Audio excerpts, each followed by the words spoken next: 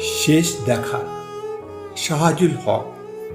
শ্রাবণ পূর্ণিমার নিঃশব্দ নিশীতে একাকী বিবশ প্রতীক্ষিত অলিন্দনে, নিস্তব্ধ নিথর জনমানুষ শূন্য রাজপথ, সারিবদ্ধ মহিরুক নিদ্রামগ্ন, স্নিগ্ধ চন্দ্রলোকিত আখিপথে অনুভূত তোমার আবছা উপস্থিতি।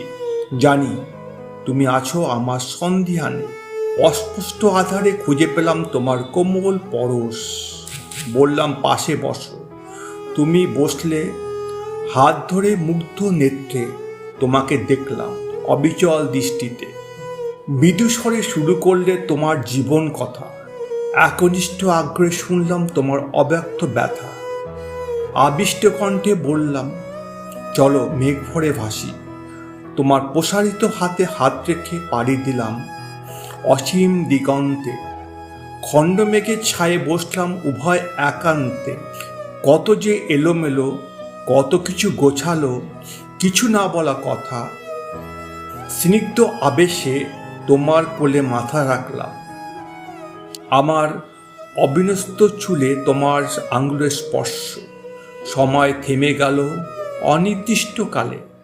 ফিসফিসিয়ে বললে, চলো ঘরে ফিরি। আবার সেই অলিন্দনে তুমি যেতে উদ্ধত, অনুনয় করলাম, আরেকটু বসো। মৃদু এসে প্রভাতী রাঙার আলোর পথ ধরে তুমি চলে গেলে। আমার দৃষ্টিপথের আড়ালে হারিয়ে গেলে দূর দিগন্তে। অপশ্যমান সে পথে তুমি একা, এ পথে আমি আমার বিমূঢ় অসহায়তা। সেই ছিল আমাদের একান্তে শেষ দেখা। পাখির ডাকে মুখরিত প্রাঙ্গণ, ব্যথিত অন্তরে ফিরলাম শূন্য শয্যায়।